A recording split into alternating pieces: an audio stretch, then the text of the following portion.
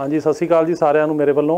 मैं ਤੁਹਾਡਾ ਆਪਣਾ Jaspreet Singh attorney at law ਤੇ ਅੱਜ ਦੇ ਇਸ ਪ੍ਰੋਗਰਾਮ ਦੇ ਵਿੱਚ ਆਪਾਂ ਜੋ ਆ ਵੀਕ ਅਮਰੀਕਾ ਦੇ ਵਿੱਚ ਇਮੀਗ੍ਰੇਸ਼ਨ ਦੇ ਸੰਬੰਧਿਤ ਜੋ ਵੀ ਘਟਨਾਵਾਂ ਵਾਪਰੀਆਂ ਜਾਂ ਜੋ ਵੀ ਡਿਸੀਜਨ ਲਏ ਗਏ ਉਹਨਾਂ ਬਾਰੇ ਡਿਸਕਸ ਕਰਨਾ, ਤੁਹਾਨੂੰ ਜਾਣਕਾਰੀ ਦੇਣੀ ਹੈ। ਤੇ ਉਹਦੇ ਨਾਲ ਨਾਲ ਅਸੀਂ ਜਿਹੜੇ ਤੁਹਾਡੇ ਕੁਝ ਮੈਨੂੰ ਸਵਾਲ ਆਏ ਨੇ ਉਹਨਾਂ ਦੇ ਜਿਹੜੇ ਜਵਾਬ ਹੈ ਉਹ ਵੀ ਦੇਣੇ ਨੇ। ਤੇ ਅੱਗੇ ਤੋਂ ਵੀ ਮੈਂ ਤੁਹਾਨੂੰ ਸਾਰਿਆਂ ਨੂੰ ਬੇਨਤੀ ਕਰਾਂਗਾ ਕਿ ਤੁਸੀਂ ਇਹ ਜਿਹੜਾ YouTube ਚੈਨਲ ਆ ਇਹ ਮੇਰਾ ਆਪਣਾ ਚੈਨਲ ਹੈ ਤੇ ਇਹਦੇ ਤੇ ਜਿਹੜੇ ਵੀ ਤੁਹਾਨੂੰ ਸਵਾਲ ਹੋਣ ਜੇ ਤੁਸੀਂ ਉਹਨਾਂ ਨੂੰ ਇਹਦੇ ਥੱਲੇ ਪਾ ਦਿਓਗੇ ਕਮੈਂਟਸ ਦੇ ਵਿੱਚ ਤੇ ਉਹਦਾ ਜਵਾਬ ਜ਼ਰੂਰ ਦਿੱਤਾ ਜਾਏਗਾ। ਤੇ ਬਾਕੀ ਮੈਂ ਹੋਰ ਵੀ ਜਿਹੜੇ TV ਚੈਨਲਾਂ ਤੇ ਅੱਡ ਇੰਟਰਵਿਊ ਦਿੰਦਾ ਰਹਿਣਾ ਤੇ ਇਹਦੇ ਨਾਲ ਨਾਲ ਜਿਹੜਾ ਇਹ ਚੈਨਲ ਆ ਇਹਦੇ ਉੱਤੇ ਜੋ ਵੀ ਤੁਹਾਡੇ ਸਵਾਲਾਂ ਦੇ ਜਵਾਬ ਹੋਣਗੇ ਉਹ ਮੈਂ ਆਪ ਦਿਆਂਗਾ। ਤੇ ਇਹਦੇ ਨਾਲ ਨਾਲ ਜਿਹੜੀ ਆਪਾਂ ਅੱਜ ਗੱਲ ਸ਼ੁਰੂ ਕਰਨੀ ਆ ਉਹ ਪਹਿਲਾਂ ਤਾਂ ਇਹ ਆ ਵੀ ਤੁਹਾਨੂੰ ਸਾਰਿਆਂ ਨੂੰ ਪਤਾ ਹੀ ਆ कि बाइडन जी एडमिनिस्ट्रेशन है इन्हें इमीग्रेशन दे विच जिहड़ियां चेंजिस ने वो लियाउणियां शुरू कीतियां ने। ते ट्रंप ने पहलां काफ़ी ज़्यादा इमीग्रेशन दे विच रिस्ट्रिक्शनस लाइयां सी, चेंजिस कीतियां सी। इमीग्रेशन दीयां तकरीबन सारियां कैटेगरियां नूं उन्हें काफ़ी ज़्यादा जिहड़ा सी वो कोशिश ये कीती भी जिन्नी भी घट इमीग्रेशन हो सके, चाहे वो लीगल इमीग्रेशन आ, चाहे वो जिहड़े अनडाकूमैंटड बंदे आउंदे उन्हां बारे आ, तो चाहे जोड़े नॉन इमीग्रेंट वीज़े ने जिमें H1 हो गया, L1 उन्होंने या स्टूडेंट वीज़े हो गए भी जिन्नी भी रिस्ट्रिक्शन हो सके लाई जाए। ये तहत उन्हें उहदी जिहड़ी एडमिनिस्ट्रेशन है उन्हें पिछले साल या उस तो पहले सालों के दौरान बहुत वड्डियां तब्दीलियां कीतियां जिहड़ियां कि जिहड़ा अमरीका का असैलम का प्रोग्राम है, पोलिटिकल असैलम का उहदे बाबत सीगियां, उहदे विच चेंजिस लिआंदियां। उहदे नाल तुहानूं पता ही है बैन लाए उन्हें जिहड़ा कि पहला अप्रैल तो जून तक सी, फिर जून तो दिसंबर तक, हुण दिसंबर तो जिहड़ा 31 मार्च तक है। तो उहदे विच जिहड़ा US सिटीजन दी जिहड़ी कैटेगरी हैगी आ हसबैंड वाइफ दी जां 21 साल तो घट बच्चों की उन्होंने छड्ड के बाकी जिन्नियां कैटेगरियां ने, चाहे वो US सिटीजन के माँ बाप दी आ, चाहे US सिटीजन के भैन भरावां दी आ, चाहे US सिटीजन जिहड़े ने अपने बच्चों नूं अपलाई करते हैं ओवर 21 नूं जिहड़े मैरिड जां अनमैरिड ने, चाहे ग्रीन कार्ड होल्डर अपने स्पाउसिस नूं हसबैंड वाइफ नूं अपलाई करते हैं जां अपने बच्चों नूं, चाहे जिहड़े ग्रीन कार्ड होल्डर ने वो अपने अनमैरिड बच्चों नूं करते हैं, सारियां कैटेगरियां ते बैन लाया जिहदे नाल कि इफैक्ट होया भी वो सारियां कैटेगरियां जिहड़ियां सी वो पिछे चलियां गईयां। कुछ जिहड़ा कोविड आ गया इहदे करके जिहड़ियां इंटरव्यूज़ ने वो बहुत घट हुण एम्बैसी दे रही है। तो इत्थे भी जिहड़ियां हुण इमीग्रेशन च इंटरव्यूआं हो रही ने अगे नालों घट ने ते उहदे नाल एक फर्दर डिले एक होर ज़्यादा होगी। ਇਹਦੇ ਨਾਲ ਜਿਹੜਾ ਸਿਟੀਜ਼ਨਸ਼ਿਪ ਦਾ ਪ੍ਰੋਸੈਸ ਹੈ ਅਮਰੀਕਾ ਦੇ ਵਿੱਚ ਉਹਦੇ ਵਿੱਚ ਵੀ ਭਾਰੀ ਡਿਲੇ ਆ। ਅੱਗੇ ਜੇ ਆਪਾਂ ਅਪਲਾਈ ਕਰਦੇ ਸੀ ਤਾਂ 3-4 ਮਹੀਨੇ 'ਚ ਇੰਟਰਵਿਊ ਆ ਜਾਂਦੀ ਸੀ, ਹੁਣ ਅੱਜ ਕੱਲ੍ਹ ਉਹਨੂੰ ਸਾਲ ਤੋਂ ਉੱਤੇ ਸਮਾਂ ਲੱਗ ਰਿਹਾ। ਇਹਦੇ ਨਾਲ ਜਿਹੜੀ ਲੀਗਲ ਇਮੀਗ੍ਰੇਸ਼ਨ ਹੈ ਇਹਦੇ 'ਚ ਉਹਨੇ ਹੋਰ ਵੀ ਚੇਂਜਸ ਕੀਤੀਆਂ ਟਰੰਪ ਨੇ। ਉਹ ਇੱਕ ਤਾਂ ਇਹ ਕੀਤੀ ਕਿ ਪਬਲਿਕ ਚਾਰਜ ਦਾ ਰੂਲ ਬਣਾਇਆ ਗਿਆ ਜੋ ਕਿ ਟਾਰਗੇਟਡ ਸੀ ਵੀ ਜਿਹੜੇ ਬੰਦਿਆਂ ਨੇ ਗਵਰਨਮੈਂਟ ਤੋਂ ਕੋਈ ਅਸਿਸਟੈਂਸ ਲਈ ਆ ਉਹਨਾਂ ਦੇ ਜਿਹੜੇ ਰਿਲੇਟਿਵਸ ਵਗੈਰਾ ਨੇ ਉਹ ਜੇ ਆਉਣਗੇ ਤਾਂ ਉਹਨਾਂ ਨੂੰ ਵੀਜ਼ਾ ਜਿਹੜਾ ਹੈਗਾ ਉਹ ना की जा सकती है वीज़े की। दूसरा जिहड़ा कीता गया वो एक होर कीता गया ये तहत ही कि जिहड़ा बंदा बाहरों आवे वो हैल्थ इंश्योरेंस लैके आवे। हुण हैल्थ इंश्योरेंस अमरीका च लैण वास्ते इत्थों का सोशल सिक्योरिटी नंबर चाहिए, इत्थों की जिहड़ी हैगी रेजिडेंसी चाहिए है। जिहड़ा कदे अमरीका आया ही नहीं वो अमरीका च हैल्थ इंश्योरेंस किस तरह लै सकदा। सो ये गल्लां जिहड़ियां ने ये कीतियां गईयां। सो ये बारे जिहड़ियां उहदी कोशिश ये सीगी कि जिन्नी भी इमीग्रेशन घट की जाए, लोग घट अमरीका च आउण तो उन्ना अमरीका लई चंगा। जो कि जिहड़ी हिस्टरी आ जां जिहड़े फैक्ट्स ने वो शो करते हैं कि अमरीका नूं हमेशा इमीग्रेशन का फायदा होया। जिन्ने भी लोकी अमरीका दे विच वध आए उन्ने ही ज़्यादा अमरीका की जिहड़ी इकोनॉमी ग्रो हुई तो अड बिजनस ग्रो होए। हुण इकोनॉमी जिहड़ी आ इहनूं जिथे डॉक्टरां की लोड़ आ, नर्सां की लोड़ आ, इंजीनियर्स की लोड़ आ, उत्थे नाल फार्म वर्करस की भी लोड़ आ। जिहड़े बंदे कंस्ट्रक्शन का काम करते उन्हां दी भी लोड़ आ, जिहड़े गैस स्टेशनां ते काम करते उन्हां दी भी लोड़ आ, जिहड़े क्लीनिंग वाले आ उन्हां दी भी लोड़ आ, जिहड़े कार वॉश ते काम करते उन्हां दी भी लोड़ आ। सो ये हर किस्म के बंदे की लोड़ आ, ट्रक ड्राइवर की लोड़ आ, टैक्सी ड्राइवर की लोड़ आ। सो ये नहीं आपां कह सकते कि एक सर्टन अमाउंट जिहड़े कोई सर्टन किस्म के बंदे आउणगे जां जिहड़ी सर्टन अमाउंट अर्न करते आ उन्हां दी ही लोड़ आ। सो ये जिहड़ा भावां जिहड़ा मिनीमम वेज अर्न करता वो भी इकोनॉमी लई जिहड़ा फायदेमंद आ, एक जिहड़ा बहुत ज़्यादा अर्न करता वो भी फायदेमंद आ। सो इहनूं हिस्टरी ने प्रूव किया तो अमेरिकन लोगों ने ਜਿਹੜੀਆਂ ਉਹਦੀਆਂ ਇਹ ਪਾਲਿਸੀਆਂ ਸੀਗੀਆਂ ਟਰੰਪ ਦੀਆਂ ਉਹਨਾਂ ਨੂੰ ਰਿਜੈਕਟ ਕੀਤਾ ਤੇ ਉਹਨੂੰ ਹਰਾਇਆ। ਤੇ ਹਾਰਨ ਦੇ ਹੋਰ ਵੀ ਕਾਰਨ ਕਾਫੀ ਸੀ, ਪਰ ਇੱਕ ਇਹ ਵੀ ਇਮੀਗ੍ਰੇਸ਼ਨ ਦਾ ਕਾਰਨ ਸੀ। ਉਹਨੇ ਜਿੰਨੀ ਇਹਦੇ 'ਚ ਤੰਗੀ ਕੀਤੀ ਤੇ ਉਹਦੇ ਨਾਲ ਜੋ ਬਾਈਡਨ ਜਿਹੜੇ ਸੀ ਉਹ ਅਮਰੀਕਾ ਦੇ ਰਾਸ਼ਟਰਪਤੀ ਬਣੇ। ਹੁਣ ਜੋ ਬਾਈਡਨ ਦੇ ਬਣਨ ਤੋਂ ਬਾਅਦ ਇਹਨਾਂ ਨੇ ਜਿਵੇਂ ਕਿ ਵਾਅਦਾ ਕੀਤਾ ਸੀ ਉਸ ਤਰ੍ਹਾਂ ਚੱਲਦਿਆਂ ਜੋ ਟਰੰਪ ਨੇ ਇਮੀਗ੍ਰੇਸ਼ਨ ਦੇ ਵਿੱਚ ਰਿਸਟ੍ਰਿਕਸ਼ਨਸ ਲਾਈਆਂ ਸੀ ਉਹਨਾਂ ਨੂੰ ਚੇਂਜ ਕਰਨ ਦੀ, ਉਹਨਾਂ ਨੂੰ ਜ਼ਿਆਦਾ ਲਿਬਰਲਾਈਜ਼ ਕਰਨ ਦਾ ਜਿਹੜਾ ਪ੍ਰੋਸੈਸ ਹੈ ਉਹ ਸ਼ੁਰੂ ਕੀਤਾ। ਤੇ ਉਹ ਪ੍ਰੋਸੈਸ ਦੇ ਤਹਿਤ ਉਹਨਾਂ ਨੇ ਪਹਿਲਾਂ ਤਾਂ ਐਗਜ਼ੈਕਟਿਵ ਆਰਡਰ ਕੀਤੇ ਜਿਨ੍ਹਾਂ ਵਿੱਚ ਕਿ ਜਿਹੜੀ ਟਰੰਪ ਦੀਵਾਰ ਬਣਾ ਰਿਹਾ ਸੀਗਾ, ਜਿਹੜੀ ਵਾਲ ਸੋ ਕਾਲਡ ਮੈਕਸੀਕੋ ਤੇ ਅਮਰੀਕਾ ਦੇ ਬਾਰਡਰ ਤੇ ਆ, ਉਹਨੂੰ ਬੰਦ ਕੀਤਾ ਕਿਉਂਕਿ ਉਹ ਜਿਹੜੀ ਵਾਲ ਸੀਗੀ ਉਹ ਜਿਹੜੀ ਕਾਂਗਰਸ ਦੁਆਰਾ ਜਿਹੜੀ ਫੰਡਿੰਗ ਨਹੀਂ ਸੀ ਕੀਤੀ ਗਈ, ਆਥੋਰਾਈਜ਼ ਨਹੀਂ ਸੀ। ਉਹ ਜਿਹੜਾ ਡਿਫੈਂਸ ਡਿਪਾਰਟਮੈਂਟ ਆ ਉਹਦੇ ਜਿਹੜੇ ਸੀਗੇ ਫੰਡਸ ਉਹਨਾਂ ਤੋਂ ਲੈ ਕੇ ਕੀਤੀ ਜਾ ਰਹੀ ਸੀ। ਤੇ ਉਹਦੇ ਨਾਲ ਇਹਨਾਂ ਨੇ ਜਿਹੜੇ ਵੀ ਸਾਰੇ ਡਿਪਾਰਟਮੈਂਟਾਂ ਨੂੰ ਕਿਹਾ ਵੀ ਜਿਹੜੇ ਰੂਲਸ ਕੋਈ ਵੀ ਡਿਪਾਰਟਮੈਂਟ ਟਰੰਪ ਦੇ ਬਣਾਏ ਹੋਏ ਇੰਪਲੀਮੈਂਟ ਨਾ ਕਰੇ। ਤੇ ਜਿਹੜੇ ਡਿਪਾਰਟਮੈਂਟ ਦਾ ਪੋਲੀਟੀਕਲ ਹੈੱਡ ਹੁਣ ਉਹਨਾਂ ਨੇ ਅਪਾਇੰਟ ਜਿਹੜੇ ਕਿ ਸੈਕਟਰੀਜ਼ ਨੇ ਉਹਨਾਂ ਤੋਂ ਜਿਹੜਾ ਪੁੱਛੇ ਬਿਨਾਂ ਕੋਈ ਵੀ ਰੂਲ ਇੰਪਲੀਮੈਂਟ ਨਾ ਹੋਵੇ, ਜਿਹਦੇ ਵਿੱਚ ਕਿ ਹੋਮਲੈਂਡ ਸਿਕਿਉਰਿਟੀ ਡਿਪਾਰਟਮੈਂਟ ਵੀ ਹੈ ਜਿਹਦੇ ਅੰਡਰ USCIS ਆਉਂਦੀ ਆ, ਡਿਪਾਰਟਮੈਂਟ ਆਫ ਸਟੇਟ ਵੀ ਆ, ਅਟਾਰਨੀ ਜਨਰਲ ਦਾ ਵੀ ਆ, ਸਾਰੇ ਆ। ਤੇ ਉਹਦੇ ਨਾਲ ਉਹਨਾਂ ਨੇ ਜਿਹੜਾ ਡਾਕਾ ਦਾ ਪ੍ਰੋਗਰਾਮ ਸੀਗਾ ਜਿਹਨੂੰ ਕਿ ਟਰੰਪ ਨੇ ਮਤਲਬ ਬੰਦ ਕੀਤਾ ਸੀ ਆਪਣੇ ਕਾਰਜਕਾਲ ਦੌਰਾਨ, ਉਸ ਤੋਂ ਬਾਅਦ ਕੋਰਟ ਨੇ ਉਹਦਾ ਜਿਹੜਾ ਬੈਨ ਸੀ ਤੋੜਿਆ। ਫਿਰ ਉਸ ਤੋਂ ਬਾਅਦ ਉਹ ਸੁਪਰੀਮ ਕੋਰਟ 'ਚ ਗਿਆ। ਸੁਪਰੀਮ ਕੋਰਟ ਨੇ ਵੀ ਲਾਸਟ ਈਅਰ ਇਹ ਫੈਸਲਾ ਕੀਤਾ ਟਰੰਪ ਐਡਮਿਨਿਸਟ੍ਰੇਸ਼ਨ ਦੇ ਖਿਲਾਫ ਕਿ ਉਹਨਾਂ ਨੇ ਪ੍ਰੋਪਰ ਪ੍ਰੋਸੀਜਰ ਹੀ ਫੋਲੋ ਨਹੀਂ ਕੀਤਾ। ਤੇ ਉਹਦੇ ਕਰਕੇ ਉਹ ਡਾਕਾ ਦਾ ਪ੍ਰੋਗਰਾਮ ਦੁਆਰਾ ਰੀਇਨਸਟੇਟ ਹੋ ਗਿਆ। ਡਾਕਾ ਉਹਨਾਂ ਬੱਚਿਆਂ ਲਈ ਹੈ ਜਿਹੜੇ ਕਿ ਅਨਡਾਕੂਮੈਂਟਡ ਛੋਟੀ ਉਮਰ 'ਚ ਆਪਣੇ ਮਾਂ-ਬਾਪ ਨਾਲ ਆਏ ਸੀ, ਇੱਥੇ ਸਕੂਲ 'ਚ ਗਏ ਆ ਤੇ ਉਹ ਇੱਥੇ ਹੀ ਵੱਡੇ ਹੋਏ ਆ, ਪਲੇ ਆ, ਜੋ ਕਿ ਅਮਰੀਕਾ ਜੰਮੇ ਤਾਂ ਨਹੀਂ, ਕਿਉਂਕਿ ਜਿਹੜਾ ਅਮਰੀਕਾ ਜੰਮਦਾ ਉਹ ਸਿਟੀਜ਼ਨ ਬਣ ਜਾਂਦਾ, ਪਰ ਜਿਹੜੇ ਕਿ ਇੱਥੇ ਛੋਟੀ ਉਮਰ 'ਚ ਆ ਕੇ ਤਾਂ ਮੁੜ ਕੇ ਇੱਥੇ ਸਕੂਲ ਗਏ ਉਹਨਾਂ ਨੂੰ ਕਿਸੇ ਹੋਰ ਮੁਲਕ ਦਾ ਪਤਾ ਹੀ ਨਹੀਂ। ਸੋ ਉਹਨਾਂ ਨੂੰ ਵਾਪਸ ਭੇਜਣਾ ਜਿਹੜਾ ਜਾਂ ਉਹਨਾਂ ਦੇ ਡੈਪੂਟੇਸ਼ਨ ਲਾਉਣੀ ਜਾਂ ਕਹਿਣਾ ਇਹ ਵਾਪਸ ਜਾਣ, ਉਹ ਬੜਾ ਵੱਡਾ ਜੁਰਮ ਹੈ, ਕਿਉਂਕਿ ਉਹਨਾਂ ਨੂੰ ਕਿਸੇ ਹੋਰ ਮੁਲਕ ਦਾ ਜਿੱਥੋਂ ਆਏ ਉਹਦੇ ਬਾਰੇ ਕੁਝ ਵੀ ਨਹੀਂ ਪਤਾ, ਨਾ ਉਹਨਾਂ ਦਾ ਕੋਈ ਉੱਥੇ ਉਹਨਾਂ ਮੁਲਕਾਂ 'ਚ ਘਰ ਘਾਟ ਆ। ਸੋ ਇਸ ਕਰਕੇ ਉਹਨਾਂ ਨੂੰ ਜਿਹੜਾ ਹੈਗਾ ਉਹ ਅਮਰੀਕਾ ਦੇ ਵਿੱਚ ਰਹਿਣ ਦੀ ਜਿਹੜੀ ਆਗਿਆ ਦੇਣੀ ਜਾਂ ਪੱਕਾ ਕਰਨਾ ਇਹ ਬਹੁਤ ਜ਼ਰੂਰੀ ਆ। ਤੇ ਬਾਈਡਨ ਐਡਮਿਨਿਸਟ੍ਰੇਸ਼ਨ ਇਹਦੇ ਉੱਪਰ ਜਿਹੜੀ ਉਹ ਕਾਰਵਾਈ ਕਰ ਰਹੀ ਆ ਵੀ ਉਹਨਾਂ ਨੂੰ ਇੱਥੇ ਅਮਰੀਕਾ ਦੇ ਵਿੱਚ ਪੱਕਾ ਕੀਤਾ ਜਾਵੇ। ਉਹਦੇ ਬਾਰੇ ਉਹ ਪ੍ਰੋਗਰਾਮ ਦੁਬਾਰਾ ਬਾਈਡਨ ਨੇ ਰੀਇਨਸਟੇਟ ਕੀਤਾ। ਤੇ ਉਹਦੇ ਨਾਲ ਉਹਨਾਂ ਨੇ ਜਿਹੜਾ ਸੈਂਸਸ ਦੇ ਨਾਲ ਟਰੰਪ ਨੇ ਛੇੜਖਾਨੀ ਕੀਤੀ ਸੀ, ਜਿਹੜਾ ਕਿ ਸੈਂਸਸ ਇੱਥੇ ਹੁੰਦੀ ਆ ਕਿ ਲੋਕਾਂ ਦੀ ਜਿਹੜੀ ਹੈਗੀ ਆ ਉਹ ਜਨਗਣਨਾ ਹੁੰਦੀ ਹੈ, ਗਿਣੇ ਜਾਂਦੇ ਆ ਵੀ ਕਿੰਨੇ ਲੋਕ ਇੱਥੇ ਰਹਿ ਰਹੇ ਆ, ਕਿੰਨੀ ਆਬਾਦੀ ਵਧੀ ਹੈ, ਕਿਹੜੇ ਸ਼ਹਿਰ ਦੀ, ਕਿਹੜੀ ਸਟੇਟ ਦੀ। ਉਹਦੇ 'ਚ ਉਹਨੇ ਐਗਜ਼ੈਕਟਿਵ ਆਰਡਰ ਕੀਤਾ ਸੀ ਵੀ ਜਿਹੜੇ ਸਿਟੀਜ਼ਨ ਨਹੀਂ ਹੈਗੇ ਜਾਂ ਗ੍ਰੀਨ ਕਾਰਡ ਹੋਲਡਰ ਨਹੀਂ ਹੈਗੇ ਵੀ ਇਹਨਾਂ ਬੰਦਿਆਂ ਨੂੰ ਆਪਾਂ ਜਿਹੜਾ ਹੈਗਾ ਉਹ 'ਚੋਂ ਕੱਢਿਆ, ਸੈਂਸਸ 'ਚੋਂ ਕੱਢੀਏ।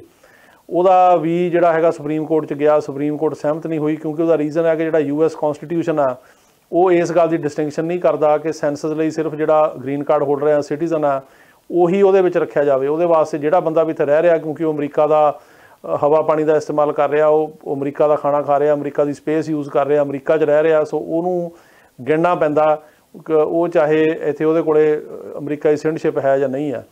ਉਹ ਜਿਹੜਾ ਰੂਲ ਸੀ ਉਹਨੂੰ ਵੀ ਰੀਇਨਸਟੇਟ ਕੀਤਾ। ਬਾਈਡਨ ਨੇ ਕਿਹਾ ਵੀ ਸੈਂਸਸ ਦੇ ਵਿੱਚ ਤੁਸੀਂ ਇਸ ਗੱਲ ਨੂੰ ਯੂਜ਼ ਕਰਕੇ ਕਿ ਇਹਨਾਂ ਬੰਦਿਆਂ ਕੋਲ ਸਿਟੀਜ਼ਨਸ਼ਿਪ ਨਹੀਂ ਹੈਗੀ ਜਾਂ ਗ੍ਰੀਨ ਕਾਰਡ ਨਹੀਂ ਹੈਗਾ, ਸੈਂਸਸ 'ਚੋਂ ਨਹੀਂ ਕੱਢ ਸਕਦੇ। ਸੋ ਉਹ ਵੀ ਐਗਜ਼ੈਕਟਿਵ ਆਰਡਰ ਕੀਤਾ। ਉਹਦੇ ਨਾਲ ਜਿਹੜੇ ਹੁਣ ਆ ਜਿਹੜਾ ਵੀਕ ਲੰਘਿਆ ਇਹਦੇ ਵਿੱਚ ਐਗਜ਼ੈਕਟਿਵ ਆਰਡਰ ਹੋਏ ਨੇ, ਉਹ 3 ਐਗਜ਼ੈਕਟਿਵ ਆਰਡਰਾਂ ਬਾਰੇ ਵੀ ਆਪਾਂ ਗੱਲ ਕਰਨੀ ਹੈ, ਜਿਹੜੇ ਕਿ ਉਹ 3 ਜਿਹੜੇ ਮੋਰ ਇੰਪੋਰਟੈਂਟ ਨੇ। ਉਹ 'ਚ ਪਹਿਲਾ ਤਾਂ ਹੈਗਾ ਕਿ creation of family unification task force. Trump ਦੇ ਕਾਲ ਦੌਰਾਨ ਕੀ ਹੋਇਆ ਵੀ ਜਿਹੜੇ ਲੋਕ ਆਪਣੀਆਂ ਫੈਮਲੀਆਂ ਨਾਲ ਆਏ, ਜਿਵੇਂ ਹਸਬੈਂਡ ਵਾਈਫ, ਬੱਚੇ ਛੋਟੇ ਆਏ, ਉਹਨਾਂ ਨੂੰ ਜਿਹੜੇ ਬੱਚਿਆਂ ਨੂੰ ਉਹਨਾਂ ਦੇ ਮਾਂ-ਬਾਪ ਤੋਂ ਅੱਡ ਕਰ ਦਿੱਤਾ ਗਿਆ, ਮਾਂ-ਬਾਪ ਨੂੰ ਡਿਪੋਰਟ ਕਰ ਦਿੱਤਾ ਗਿਆ ਤੇ ਬੱਚਿਆਂ ਨੂੰ ਇੱਥੇ ਉਹ ਕਈਆਂ ਨੂੰ ਡਿਪੋਰਟ ਨਹੀਂ ਕਰ ਸਕੇ। ਸੋ ਬੱਚਿਆਂ ਦਾ ਬੜਾ ਵੱਡਾ ਕ੍ਰਾਈਸਿਸ ਬਣਿਆ ਵੀ ਉਹ ਬੱਚਿਆਂ ਨੂੰ ਇਹੀ ਨਹੀਂ ਪਤਾ ਵੀ ਕਿੱਥੋਂ ਆਏ ਆ, ਉਹਨਾਂ ਦੇ ਕੌਣ ਮਾਂ-ਬਾਪ ਨੇ, ਇੰਨੇ ਛੋਟੇ ਨੇ ਬੱਚੇ। ਤੇ ਇਸ ਕਰਕੇ ਉਹ ਹੁਣ ਜਿਹੜੀ ਸਰਕਾਰ ਆ ਉਹਨੇ ਇੱਕ ਜਿਹੜੀ ਹੈਗੀ ਆ ਉਹ ਪਾਲਿਸੀ ਬਣਾਈ ਆ ਬਾਈਡਨ ਨੇ ਕਿ ਜਿਹੜਾ ਟਰੰਪ ਦਾ ਆਰਡਰ ਸੀਗਾ ਵੀ ਫੈਮਲੀਆਂ ਨੂੰ ਸੈਪਰੇਟ ਕੀਤਾ ਜਾਵੇ। ਦੇਖੋ ਜੇ ਆਪਾਂ ਦੇਖੀਏ ਈਵਨ ਹਿਊਮਨ ਰਾਈਟ ਦੇ ਪੁਆਇੰਟ ਆਫ ਵਿਊ ਨਾਲ ਵੀ ਕਿੱਡਾ ਵੱਡਾ ਜ਼ੁਲਮ ਸੀ ਇਹ ਕਿ ਉਹਨੇ ਆਰਡਰ ਕੀਤਾ ਸੀ ਵੀ ਜਦੋਂ ਫੈਮਲੀ ਆਉਂਦੀ ਆ ਬੱਚਿਆਂ ਨੂੰ ਮਾਂ-ਬਾਪ ਤੋਂ ਅੱਡ ਕਰ ਦਿਓ। ਹੁਣ ਬੱਚਿਆਂ ਨੂੰ, ਛੋਟਿਆਂ ਨੂੰ ਮਾਂ-ਬਾਪ ਤੋਂ ਅੱਡ ਕਰਨਾ ਇੱਕ ਬਾਹਰ ਦੇ ਮੁਲਕ ਦੇ ਵਿੱਚ, ਇਹਦੇ ਨਾਲ ਤੁਸੀਂ ਇਹ ਹਿਸਾਬ ਲਾ ਸਕਦੇ ਹੋ ਵੀ ਬੱਚਿਆਂ ਦੀ ਮੈਂਟਲ ਹੈਲਥ ਤੇ ਮਾਂ-ਬਾਪ ਦੀ ਹੈਲਥ 'ਤੇ ਕੀ ਅਸਰ ਪੈਂਦਾ ਹੋਊਗਾ। ਤੇ ਉਸ ਜਿਹੜਾ ਟਰੰਪ ਨੇ ਆਰਡਰ ਕੀਤਾ ਸੀ ਉਸ ਆਰਡਰ ਨੂੰ ਬਾਈਡਨ ਨੇ ਖ਼ਤਮ ਕੀਤਾ। ਉਹਨਾਂ ਨੇ ਐਗਜ਼ੈਕਟਿਵ ਆਰਡਰ ਕੀਤਾ ਕਿ ਇਹ ਜਿਹੜਾ ਆਰਡਰ ਹੈਗਾ ਜਿਹੜਾ ਕਿ ਇਹ ਕਹਿੰਦਾ ਵੀ ਬੱਚਿਆਂ ਨੂੰ ਮਾਂ-ਬਾਪ ਨਾਲ ਅੱਡ ਕੀਤਾ ਜਾਵੇ, ਇਹ ਆਰਡਰ ਅੱਜ ਤੋਂ ਜਿਹੜਾ ਕੈਂਸਲ ਕੀਤਾ ਜਾਂਦਾ। ਹੁਣ ਬੱਚੇ ਮਾਂ-ਬਾਪ ਤੋਂ ਅੱਡ ਨਹੀਂ ਹੋਣਗੇ ਜਿਹੜੇ ਕੋਈ ਇੱਥੇ ਆਉਣਗੇ।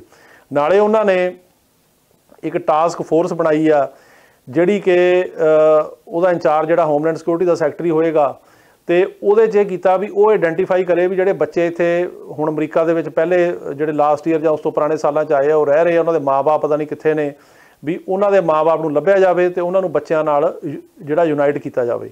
ਇਹ ਉਹਨਾਂ ਨੇ ਸ਼ੁਰੂ ਕੀਤਾ ਤੇ ਉਹ ਜਿਹੜਾ ਡਾਟਾ ਉਹ ਦੱਸਦਾ ਵੀ ਤਕਰੀਬਨ 5000 ਇੱਦਾਂ ਦੇ ਪਰਿਵਾਰ ਨੇ ਜਿਹੜੇ ਕਿ ਟਰੰਪ ਦੇ ਕਾਰਜਕਾਲ ਜਿਹੜਾ ਉਹਦਾ ਸੀਗਾ ਟੈਨਿਓਰ ਉਹਦੇ ਦੌਰਾਨ ਆਏ ਤੇ ਉਹਨਾਂ ਨੂੰ ਉਹਨਾਂ ਦੇ ਬੱਚਿਆਂ ਨੂੰ ਮਾਂ-ਬਾਪ ਤੋਂ ਸੈਪਰੇਟ ਕੀਤਾ ਗਿਆ।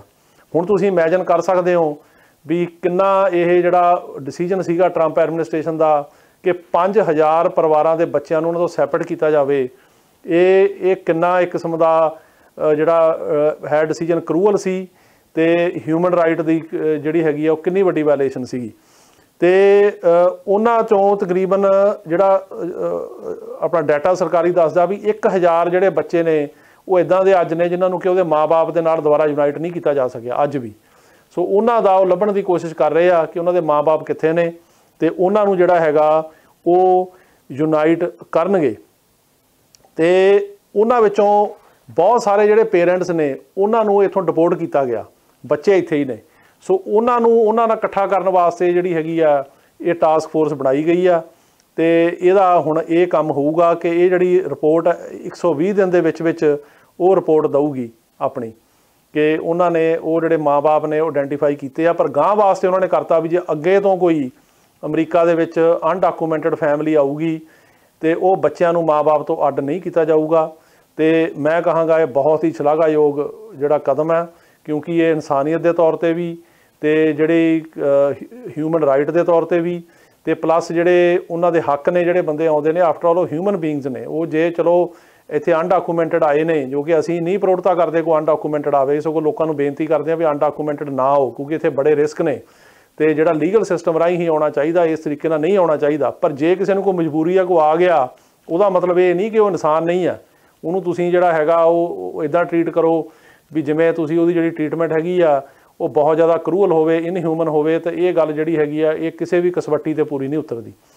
ਜਿਹੜਾ ਦੂਸਰਾ ਐਗਜ਼ੈਕਟਿਵ ਆਰਡਰ ਕੀਤਾ ਉਹ ਹੈਗਾ beginning the work of lifting restrictions on asylum and border.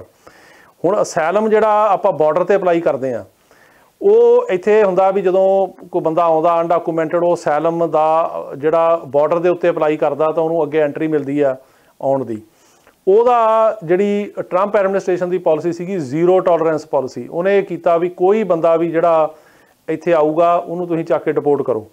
ਉਹਦੇ ਨਾਲ ਉਹਨੇ ਜਿਹੜਾ ਹੈਗਾ ਇਸ ਕਿਸਮ ਦੇ ਸਿਸਟਮ ਬਣਾਏ ਵੀ ਬੌਂਡ ਨਾ ਹੋਵੇ ਲੋਕਾਂ ਦਾ। ਜਿਹੜੀ ਪਹਿਲੀ ਇੱਕ ਇੰਟਰਵਿਊ ਹੁੰਦੀ ਹੈ ਉਹਨੂੰ ਕ੍ਰੈਡੀਬਲ ਫੀਅਰ ਇੰਟਰਵਿਊ ਕਹਿੰਦੇ ਆ। ਜਦੋਂ ਬੰਦਾ ਉਹ 'ਚੋਂ ਪਾਸ ਹੁੰਦਾ ਤਾਂ ਉਸ ਤੋਂ ਬਾਅਦ ਉਹਦਾ ਕੇਸ ਇਮੀਗ੍ਰੇਸ਼ਨ ਜੱਜ ਕੋਲ ਜਾਂਦਾ, ਫਿਰ ਉਹ ਬੌਂਡ ਲਾ ਸਕਦਾ ਜਾਂ ਅਸਾਈਲਮ ਦਾ ਕੇਸ ਲਾ ਸਕਦਾ। ਟਰੰਪ ਦੇ ਕਾਰਜਕਾਲ ਦੌਰਾਨ 90% ਤੋਂ ਉੱਪਰ ਬੰਦਿਆਂ ਨੂੰ ਜਿਹੜੀ ਪਹਿਲੀ ਇੰਟਰਵਿਊ ਆ ਕ੍ਰੈਡੀਬਲ ਫੀਅਰ ਉਹਦੇ ਵਿੱਚ ਹੀ ਫੇਲ ਕੀਤਾ ਗਿਆ, ਜਿਹਦੇ ਕਰਕੇ ਉਹ ਐਲੀਜੀਬਲ ਨਹੀਂ ਸੀ ਕਿਸੇ ਬੌਂਡ ਲਈ ਜਾਂ ਕਿਸੇ ਅਸਾਈਲਮ ਲਾਉਣ ਲਈ, ਜਿਹਦੇ ਤਹਿਤ ਉਹ ਵਾਪਸ ਡਿਪੋਰਟ ਕੀਤੇ ਗਏ। ਉਸ ਪਾਲਿਸੀ ਨੂੰ ਇਸ ਐਗਜ਼ੈਕਟਿਵ ਆਰਡਰ ਦੇ ਨਾਲ ਖਤਮ ਕਰ ਦਿੱਤਾ ਗਿਆ। ਇਹ ਵੀ ਇੱਕ ਬਹੁਤ ਵੱਡੀ ਸਹੂਲਤ ਹੈ ਅਸਾਈਲਮ ਵਾਲਿਆਂ ਲਈ। ਤੇ ਉਹਨਾਂ ਨੇ ਇਹ ਕਿਹਾ ਕਿ ਇਸ ਐਗਜ਼ੈਕਟਿਵ ਆਰਡਰ ਦੇ ਵਿੱਚ ਕਿ ਜਿਹੜੇ ਅਸਾਈਲਮ ਦੇ ਵਿੱਚ ਜਿਹੜੀਆਂ ਇਸ ਕਿਸਮ ਦੀਆਂ ਰਿਸਟ੍ਰਿਕਸ਼ਨਸ ਲਾਈਆਂ ਨੇ, ਇਹਨਾਂ ਰਿਸਟ੍ਰਿਕਸ਼ਨਾਂ ਨੂੰ ਇਹ ਖਤਮ ਕੀਤਾ ਜਾਵੇ। ਤੇ ਉਹਦੇ ਨਾਲ ਉਹਨਾਂ ਨੇ ਇਹ ਕਿਹਾ ਕਿ ਇਹ ਐਡਰੈਸ ਕੀਤਾ ਜਾਵੇ ਵੀ ਜਿਹੜੇ ਲੋਕੀ ਸੈਂਟਰਲ ਅਮਰੀਕਾ 'ਚੋਂ ਆਉਂਦੇ ਆ, ਉਹਨਾਂ ਮੁਲਕਾਂ 'ਚੋਂ ਆਉਂਦੇ ਆ, ਕਿਉਂ ਆਉਂਦੇ ਆ, ਤੇ ਉਹਨਾਂ ਮੁਲਕਾਂ ਦੀਆਂ ਗੌਰਮੈਂਟਾਂ ਦੇ ਨਾਲ ਮਾਹੌਲ ਇੱਦਾਂ ਦਾ ਪੈਦਾ ਕੀਤਾ ਜਾਵੇ ਵੀ ਲੋਕੀ ਆਪਣੀ ਜਾਨ ਨੂੰ ਜੋਖਮ 'ਚ ਪਾ ਕੇ ਉਹਨਾਂ ਮੁਲਕਾਂ 'ਚੋਂ ਨਾ ਆਉਣ। ਤੇ ਉਹ ਜਿਹੜਾ ਰੂਟ ਕਾਜ਼ ਹੈਗਾ ਮਾਈਗ੍ਰੇਸ਼ਨ ਦਾ, ਉਹਨੂੰ ਸਟੱਡੀ ਕੀਤਾ ਜਾਵੇ। ਉਹਦੇ ਨਾਲ ਹੀ ਇੱਕ ਟਰੰਪ ਐਡਮਿਨਿਸਟ੍ਰੇਸ਼ਨ ਨੇ ਪ੍ਰੋਗਰਾਮ ਬਣਾਇਆ ਸੀ ਜਿਹਨੂੰ ਕਹਿੰਦੇ ਆ ਮਾਈਗਰੈਂਟ ਪ੍ਰੋਟੈਕਸ਼ਨ ਪ੍ਰੋਟੋਕਾਲ। ਉਹਦਾ ਮਤਲਬ ਇਹ ਆ ਵੀ ਜਿਹੜਾ ਬੰਦਾ ਕਿਸੇ ਕੰਟਰੀ 'ਚੋਂ ਲੰਘ ਕੇ ਆਉਂਦਾ, ਚਾਹੇ ਮੈਕਸੀਕੋ 'ਚੋਂ ਆਉਂਦਾ ਜਾਂ ਉਹ ਕਿਸੇ ਹੋਰ ਕੰਟਰੀ ਤੋਂ ਆਉਂਦਾ, ਗੁਆਟੇਮਾਲਾ ਤੋਂ ਆਉਂਦਾ, ਉੱਥੇ ਅਸਾਈਲਮ ਅਪਲਾਈ ਕਰੇ ਪਹਿਲਾਂ। ਜੇ ਉਹਨਾਂ ਮੁਲਕਾਂ 'ਚ ਅਸਾਈਲਮ ਅਪਲਾਈ ਨਹੀਂ ਕਰਦਾ, ਅਮਰੀਕਾ 'ਚ ਨਹੀਂ ਕਰ ਸਕਦਾ। ਤੇ ਉਹਨਾਂ ਮੁਲਕਾਂ ਦੇ ਨਾਲ ਅਮਰੀਕਾ ਨੇ ਇੱਕ ਅਸਾਈਲਮ ਕੋਆਪਰੇਟਿਵ ਅਗਰੀਮੈਂਟਸ ਕੀਤੀਆਂ ਸੀ, ਜਿਹੜੀ ਕਿ ਉਹਨਾਂ ਨੇ ਜਿਹੜੀਆਂ ਅਗਰੀਮੈਂਟਸ ਕੀਤੀਆਂ ਮੁਲਕਾਂ ਦੇ ਨਾਲ, ਉਹਦੇ ਵਿੱਚ ਐਲ ਸੈਲਵਾਡੋਰ ਆ, ਗੁਆਟੇਮਾਲਾ, ਹੰਡੋਰਸ ਹੈ, ਉਹਦੇ ਨਾਲ ਜਿਹੜਾ ਮੈਕਸੀਕੋ ਨਾਲ ਵੀ ਕੀਤੀ। ਉਹਨਾਂ ਮੁਲਕਾਂ 'ਚ ਇਹ ਸੀਗਾ ਕਿ ਜਿਹੜਾ ਬੰਦਾ ਆਊਗਾ ਪਹਿਲਾਂ ਉੱਥੇ ਅਸਾਈਲਮ ਕਰੇ, ਜੇ ਉੱਥੇ ਨੂੰ ਅਸਾਈਲਮ ਨਹੀਂ ਮਿਲਦਾ ਤਾਂ ਉੱਥੋਂ ਡਿਪੋਰਟ ਕਰ ਦਿਓ, ਅਮਰੀਕਾ ਤੱਕ ਪਹੁੰਚੇ ਹੀ ਨਾ। ਸੋ ਉਹ ਜਿਹੜਾ ਸੀਗਾ ਸਿਸਟਮ, ਉਹਨੂੰ ਪ੍ਰੈਜ਼ੀਡੈਂਟ ਬਾਈਡਨ ਨੇ ਕਿਹਾ ਵੀ ਰਿਵਿਊ ਕਰੋ, ਤੇ ਰਿਵਿਊ ਕਰਕੇ ਜੋ ਵੀ ਚੇਂਜਸ ਹੈਗੀਆਂ ਉਹ ਕੀਤੀਆਂ ਜਾਣ। ਤੇ ਇਹਦੇ ਨਾਲ ਜਿਹੜਾ ट्रंप ने कीता सीगा एक प्रोग्राम बनाया सी, उसका नाम रखिया सी प्रॉम्प्ट असैलम रिव्यू प्रोग्राम ते ह्यूमैनीटेरियन असैलम रिव्यू प्रोग्राम, जिहदे विच ओह जिहड़ा आउंदा सी बंदा बिना कि उह तों कोई पुछे दस्से उहनूं जानी कि डिपोर्ट करन दी कोशिश कीती जांदी सी कि उहनूं जिवें आया उदां डिपोर्ट कर दो। ते नाम ਉਹਦਾ रखिया सी ह्यूमैनीटेरियन असैलम रिव्यू प्रोग्राम। दसो ਇਹਦੇ ਵਿੱਚ ਕਿਹੜੀ ह्यूमैनीटेरियन ਇਹ ग्राउंड है भी ਜਿਹੜਾ आ गया ਉਹਨੂੰ बिना सुने बिना किसी जज ਦੇ ਉਦੋਂ ਹੀ डिपोर्ट कर दो। पर ਉਹ ਕੀਤਾ ਉਹਨਾਂ प्रोग्रामां ਨੂੰ बाइडन साहब ने एग्जैक्टिव ऑर्डर करके रोक दिता। उन्होंने कहा भी ये गलत ने तो रिव्यू करो भी इन्हां दे विच जिहड़ियां चेंजिस की कीतियां जाण ते इन्हां नूं एज ऑफ नाउ उन्होंने बंद करता। तो उहदे च ये है कि इस दौरान मैं तुहानूं दस दियां कि ये एग्जैक्टिव ऑर्डर तो बाद हुण कल की खबर हैगी आ कि जिहड़ा डिपार्टमेंट ऑफ स्टेट आ वो सैकटरी ऑफ स्टेट ने अनाउंस किया भी जिहड़ियां वो 3 मुल्कां दे नाल अमरीका ने सैलम कोऑपरेटिव अग्रीमेंट्स कीतियां सीगीआं, जिन्हां विच कि एल सैल्वाडोर भी हैगा, गुआटेमाला भी आ, कि जिहड़ा सैलम वाला बंदा आउंदा पहलां उत्थे सैलम अपलाई करे ते उस तो बाद अगे वधे ते जे उत्थे ही डेपुटेशन लाई जांदी तां उत्थों डिपोर्ट किया जाए। वो अग्रीमेंटां 3 मुल्कां दे नाल कैंसल कर दित्तियां गईयां ने। सो डिपार्टमेंट ऑफ स्टेट ने उन्हां 3 मुल्कां नूं इनफॉर्म करता कि साडे नाल तुहाडी ऐसी कोई अग्रीमेंट नहीं ते हुण बंदिआं नूं जिहड़े आउंदे आ इत्थे आउण दिओ, असीं इत्थे देखांगे कि तुहानूं ये करन दी लोड़ नहीं है कि जिहड़ा आउंदा पहिलां उत्थे रखो ਉਹਨੂੰ ਪਹਿਲਾਂ सैलम करे फिर सैलम, क्योंकि इन्हां विचों कई मुल्कां 'ਚ ਤਾਂ सैलम प्रोसैस ही है नहीं, उन्होंने पता ही नहीं सैलम की हुंदा। तो इस तरह ही जिहड़ा ये अग्रीमेंट्स ने वो इस एग्जैक्टिव ऑर्डर नूं फॉलो करदे आ जिहड़ा स्टेट डिपार्टमेंट आ उन्होंने ये कैंसल कर दित्तियां ने। सो अगे तो जिहड़ा कोई बंदा आऊगा उन्होंने उन्हां मुल्कां दे विच सैलम अपलाई करन दी कोई लोड़ नहीं।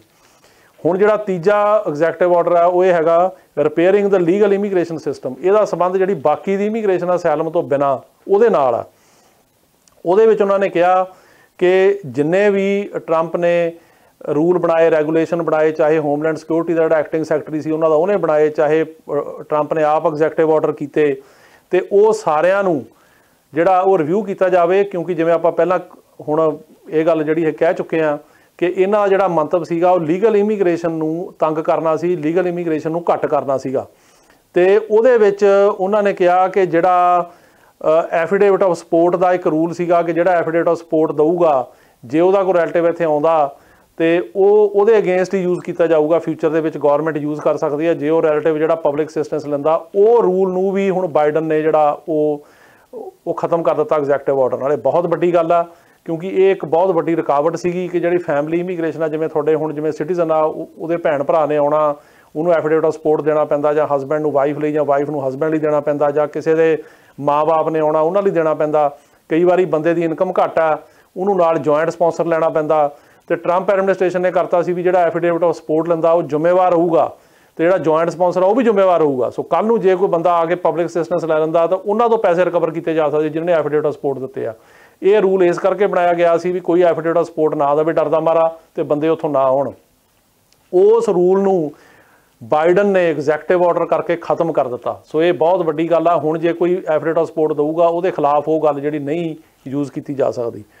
ਉਹਦੇ ਨਾਲ ਜਿਹੜਾ ਹੋਰ ਉਹਨਾਂ ਨੇ ਕੀਤਾ ਉਹ ਇਹ ਕੀਤਾ ਕਿ ਜਿਹੜਾ ਰਿਫਿਊਜੀ ਰੀਸੈਟਲਮੈਂਟ ਕੈਪ ਹੈ ਇੱਥੇ ਇੱਕ ਰਿਫਿਊਜੀਆਂ ਦੇ ਨੰਬਰ ਹੁੰਦੇ ਵੀ ਕਿੰਨੇ ਬੰਦਿਆਂ ਨੂੰ ਐਡਮਿਸ਼ਨ ਦੇਣੀ ਆ, ਉਹ ਟਰੰਪ ਨੇ ਘਟਾ ਕੇ 15,000 ਕਰਤਾ ਸੀ ਸਾਲ ਦਾ, ਉਹ ਇਹਨਾਂ ਨੇ ਵਧਾਇਆ। ਉਹ ਵਧਾ ਕੇ ਜਿਹੜਾ ਇਹਦਾ ਮਤਲਬ ਪਹਿਲਾਂ ਹੁੰਦਾ ਸੀ 1,25,000 ਉੱਥੇ ਤੱਕ ਲੈ ਕੇ ਜਾਣਾ, ਉਹ ਵੀ ਕੈਪ ਜਿਹੜਾ ਸੀ ਮਤਲਬ ਟਰੰਪ ਵਾਲਾ ਉਹ ਖਤਮ ਕਰ ਦਿੱਤਾ ਗਿਆ। ਉਸ ਤੋਂ ਇਲਾਵਾ ਉਹਨਾਂ ਨੇ ਇਹ ਕਿਹਾ ਕਿ ਜਿਹੜੀ ਮਤਲਬ ਸਿਟੀਜ਼ਨਸ਼ਿਪ ਆ ਉਹਦਾ ਜਿਹੜਾ ਪ੍ਰੋਸੈਸ ਆ ਉਹਦੇ ਵਿੱਚ ਬਹੁਤ ਜ਼ਿਆਦਾ ਡਿਲੇ ਆ ਤੇ ਉਹਦੀਆਂ ਜਿਹੜੀਆਂ ਫੀਸਾਂ ਨੇ ਉਹ ਇਹਨਾਂ ਨੇ ਹੋਰ ਵਧਾਈਆਂ ਸੀ ਪਰ ਉਹ ਜੱਜ ਨੇ ਰੋਕਤੀਆਂ ਸੀ। ਪਰ ਜਿਹੜੀਆਂ ਹੁਣ ਵੀ ਫੀਸ ਆ ਜ਼ਿਆਦਾ ਤੇ ਇਹਨੂੰ ਕਿਸੇ ਤਰੀਕੇ ਨਾਲ ਸਿੰਪਲੀਫਾਈ ਕੀਤਾ ਜਾਵੇ ਤੇ ਜਿਹੜਾ ਟੈਸਟ ਹੈਗਾ ਇਹਨੂੰ ਵੀ ਰਿਵਿਊ ਕੀਤਾ ਜਾਵੇ ਤੇ ਇਹਨੂੰ ਫਾਸਟ ਕੀਤਾ ਜਾਵੇ ਤਾਂ ਕਿ ਜ਼ਿਆਦਾ ਲੋਕੀ ਜਿਹੜੇ ਸਿਟੀਜ਼ਨ ਬਣ ਸਕਣ, ਉਹ ਉਹਨਾਂ ਨੂੰ ਸਹੂਲਤ ਦਿੱਤੀ ਜਾਵੇ ਤਾਂ ਕਿ ਸਿਟੀਜ਼ਨ ਬਣਨ ਦੇ ਵਿੱਚ ਰੁਕਾਵਟਾਂ ਪਾਉਣ ਦੀ ਬਜਾਏ ਉਹਨੂੰ ਉਲਟਾ ਜਿਹੜਾ ਹੈਗਾ ਉਹ ਲੋਕਾਂ ਦੀ ਹੈਲਪ ਕੀਤੀ ਜਾਵੇ ਵੀ ਸਿਟੀਜ਼ਨ ਬਣ ਸਕਣ। ਇੱਥੇ ਜਿਹੜੀ ਹੁਣ ਇਮੀਗ੍ਰੇਸ਼ਨ ਸੀ ਟਰੰਪ ਦੇ ਅੰਡਰ ਉਹ ਰੋਕਦੀ ਸੀ ਵੀ ਬੰਦੇ ਘੱਟ ਬਣਨ ਸਿਟੀਜ਼ਨ, ਉਹਦੇ ਚਾਹੇ ਤਾਂ ਡਿਲੇ ਆ ਚਾਹੇ ਇਹਨਾਂ ਨੇ ਇੱਕ ਟੈਸਟ ਵੀ ਜ਼ਿਆਦਾ ਔਖਾ ਕਰਤਾ ਸੀ ਜਿਹੜਾ ਕਿ ਮੁੜ ਕੇ ਬਾਅਦ ਅਜੇ ਇੰਪਲੀਮੈਂਟ ਨਹੀਂ ਹੋਇਆ। ਤੇ ਉਹਨਾਂ ਗੱਲਾਂ ਨੂੰ ਬਾਈਡਨ ਨੇ ਕਿਹਾ ਕਿ DHS ਜਿਹੜਾ ਡਿਪਾਰਟਮੈਂਟ ਆਫ ਹੋਮਲੈਂਡ ਸਿਕਿਉਰਿਟੀ ਆ ਵੀ ਤੁਸੀਂ ਰੂਲ ਬਣਾਓ, ਇਹ ਦੱਸੋ ਵੀ ਕਿਸ ਤਰ੍ਹਾਂ ਇਹਨੂੰ ਜਿਹੜਾ ਪ੍ਰੋਸੈਸ ਆ ਉਹਨੂੰ ਸਿੰਪਲੀਫਾਈ ਕੀਤਾ ਜਾ ਸਕਦਾ, ਈਜ਼ੀ ਕੀਤਾ ਜਾ ਸਕਦਾ ਜੋ ਕਿ ਆਉਂਦੇ ਦਿਨਾਂ ਵਿੱਚ ਰੂਲ ਬਣਨਗੇ। ਹੁਣ ਇਹ ਜਿਹੜੇ ਐਗਜ਼ੈਕਟਿਵ ਆਰਡਰ ਨੇ ਇਹਨਾਂ ਸੰਬੰਧ ਉਹਨਾਂ ਦੇ ਆਪਣੀ ਇੰਟਰਨਲ ਗੌਰਮੈਂਟ ਦੇ ਨਾਲ ਆ ਜਿਹਦੇ ਵਿੱਚ ਕਿ ਡਿਪਾਰਟਮੈਂਟ ਆਫ ਹੋਮਲੈਂਡ ਸਿਕਿਉਰਿਟੀ ਆ ਗਿਆ ਜਿਹਦੇ ਅੰਡਰ USCIS ਆਉਂਦੀ ਆ, ICE ਆਉਂਦੀ ਆ ਤੇ ਉਹਦੇ ਨਾਲ ਜਿਹੜਾ ਅਟਾਰਨੀ ਜਨਰਲ ਹੋ ਗਿਆ ਜਿਹਦੇ ਅੰਡਰ ਕੇ ਜਿਹੜੀਆਂ ਇਮੀਗ੍ਰੇਸ਼ਨ ਕੋਟਾਂ ਆਉਂਦੀਆਂ ਨੇ ਤੇ ਇਮੀਗ੍ਰੇਸ਼ਨ ਦੀ ਇਨਫੋਰਸਮੈਂਟ ਆਉਂਦੀ ਹੈ, ਤੇ ਉਹਦੇ ਨਾਲ ਜਿਹੜਾ ਸੈਕਟਰੀ ਆਫ ਸਟੇਟ ਹੋ ਗਿਆ ਜਿਹਦੇ ਅੰਡਰ ਕੇ ਬਾਹਰਲੇ ਮੁਲਕਾਂ ਨਾਲ ਜਿਹੜੀਆਂ ਸਾਰੀਆਂ ਐਮਬੈਸੀਆਂ ਨੇ ਅਮਰੀਕਾ ਦੀਆਂ ਉਹ ਆਉਂਦੀਆਂ, ਤੇ ਬਾਹਰਲੇ ਮੁਲਕਾਂ ਨਾਲ ਜਿਹੜੀ ਅਗਰੀਮੈਂਟਾਂ ਨੇ ਚਾਹੇ ਸੈਲਮ ਦੇ ਨੇ ਜਾਂ ਦੂਸਰੇ ਨੇ, ਹੁਣ ਸਾਰੀਆਂ ਐਮਬੈਸੀਆਂ ਉਹਨਾਂ ਦੇ ਅੰਡਰ ਨੇ। ਐਮਬੈਸੀਆਂ ਨੇ ਕਿਸ ਤਰ੍ਹਾਂ ਕੰਮ ਚਲਾਉਣਾ, ਕਿੱਦਾਂ ਲੋਕਾਂ ਨੂੰ ਵੀਜ਼ੇ ਦੇਣੇ ਆ, ਉਹਨਾਂ ਸਾਰੇ ਸਿਸਟਮ ਦੇ ਵਿੱਚ ਉਹਨਾਂ ਨੇ ਉਹਨਾਂ ਤਿੰਨੇ ਮੁਖੀਆਂ ਨੂੰ ਇਹ ਕਿਹਾ ਵੀ ਮੈਨੂੰ 120 ਦਿਨ ਦੇ ਵਿੱਚ ਤੁਸੀਂ ਰਿਪੋਰਟ ਦਿਓ ਵੀ ਕੀ ਕਰ ਰਹੇ ਹੋ। ਹੁਣ ਜਿਵੇਂ ਆਪਾਂ ਹੁਣੇ ਦੱਸਿਆ ਕਿ ਜਿਹੜਾ ਸਟੇਟ ਡਿਪਾਰਟਮੈਂਟ ਆ ਉਹਦੇ ਵੱਲੋਂ ਸੈਕਟਰੀ ਆਫ ਸਟੇਟ ਨੇ ਆਲਰੇਡੀ ਇਹਨੂੰ ਇੰਪਲੀਮੈਂਟ ਕਰਕੇ ਤੇ ਜਿਹੜੀਆਂ ਸੈਲਮ ਕੋਆਪਰੇਟਿਵ ਅਗਰੀਮੈਂਟ ਸੀਗੀਆਂ 3 ਮੁਲਕਾਂ ਨਾਲ ਉਹ ਕੈਂਸਲ ਕਰਤੀਆਂ, ਜਿਹਦੇ ਤਹਿਤ ਕਿ ਇਹ ਸੀ ਵੀ ਪਹਿਲਾਂ ਤੁਸੀਂ ਉਹਨਾਂ ਮੁਲਕਾਂ ਜਾ ਕੇ ਸੈਲਮ ਅਪਲਾਈ ਕਰੋ ਫਿਰ ਆਓ, ਉਹ ਰੂਲ ਖਤਮ ਕਰ ਦਿੱਤਾ ਗਿਆ।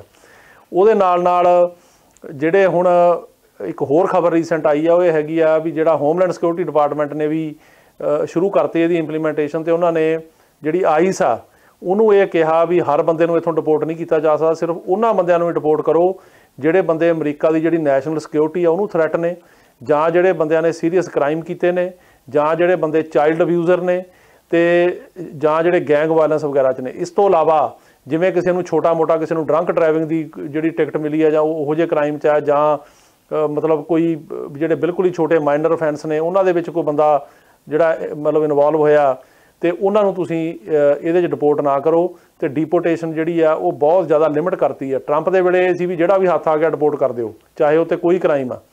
ਇਹ ਗੱਲ ਨੂੰ ਉਹਨਾਂ ਨੇ ਹੁਣ ਚੇਂਜ ਕਰ ਦਿੱਤਾ ਤੇ ਉਹ ਆਲਰੇਡੀ ਇੰਪਲੀਮੈਂਟੇਸ਼ਨ ਇਹਦੀ ਸ਼ੁਰੂ ਹੋ ਗਈ ਹੈ, ਜੋ ਕਿ ਇੱਕ ਬੜਾ ਸਵਾਗਤ ਵਾਲਾ ਕਦਮ ਹੈ, ਕਿਉਂਕਿ ਆਫਟਰ ਆਲ ਜਿਹੜਾ ਬੰਦਾ ਵੀ ਇੱਥੇ ਆਉਂਦਾ ਰਹਿੰਦਾ ਉਹਦੇ ਰਾਈਟਸ ਨੇ। ਜੇ ਹੁਣ ਅੱਜ US ਸਿਟੀਜ਼ਨ ਦੇ ਰਾਈਟ ਨੇ ਤਾਂ ਉਹਦਾ ਮਤਲਬ ਇਹ ਨਹੀਂ ਹੈ ਵੀ ਜਿਹੜਾ ਸਿਟੀਜ਼ਨ ਨਹੀਂ ਹੈਗਾ ਉਹਦਾ ਕੋਈ ਵੀ ਰਾਈਟ ਨਹੀਂ ਹੈਗਾ, ਉਹਨੂੰ ਜਿਵੇਂ ਮਰਜ਼ੀ ਤੁਸੀਂ ਭੇਜ ਦਿਓ, ਜੋ ਮਰਜ਼ੀ ਉਹਨੂੰ ਜਿੱਥੇ ਮਰਜ਼ੀ ਜਿਹੜੀ ਮਰਜ਼ੀ ਜੇਲ੍ਹ 'ਚ ਰੱਖ ਲਓ।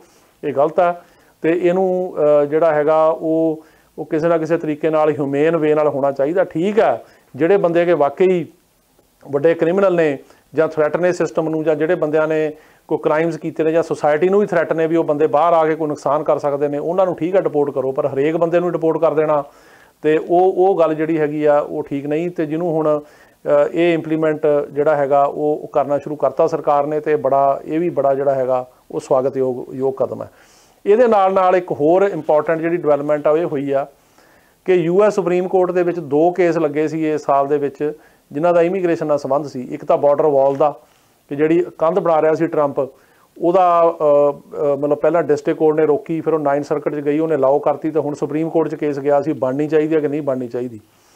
ਤੇ ਉਹ ਜਿਹੜਾ ਕੇਸ ਆ ਉਹ ਹੁਣ ਜਿਹੜੀ ਟਰੰਪ ਐਡਮਿਨਿਸਟ੍ਰੇਸ਼ਨ ਸੀ ਉਹਨੂੰ ਪਰਸਿਊ ਕਰ ਰਹੀ ਸੀ। ਬਾਇਡਨ ਐਡਮਿਨਿਸਟ੍ਰੇਸ਼ਨ ਨੇ ਲਿਖ ਕੇ ਦਿੱਤਾ ਵੀ ਇਹਦੇ 'ਚ ਕਿਸੇ ਓਰਲ ਆਰਗੂਮੈਂਟ ਦੀ ਕੇਸ ਨੂੰ ਅੱਗੇ ਤੁਰਨ ਦੀ ਲੋੜ ਨਹੀਂ, ਕਿਉਂਕਿ ਇਹਦਾ ਜਿਹੜਾ ਹੈਗਾ ਉਹ ਕੋਈ ਮਤਲਬ ਅਸੀਂ ਇਹਨੂੰ ਜਿਹੜਾ ਖ਼ਤਮ ਕਰ ਰਹੇ ਹਾਂ।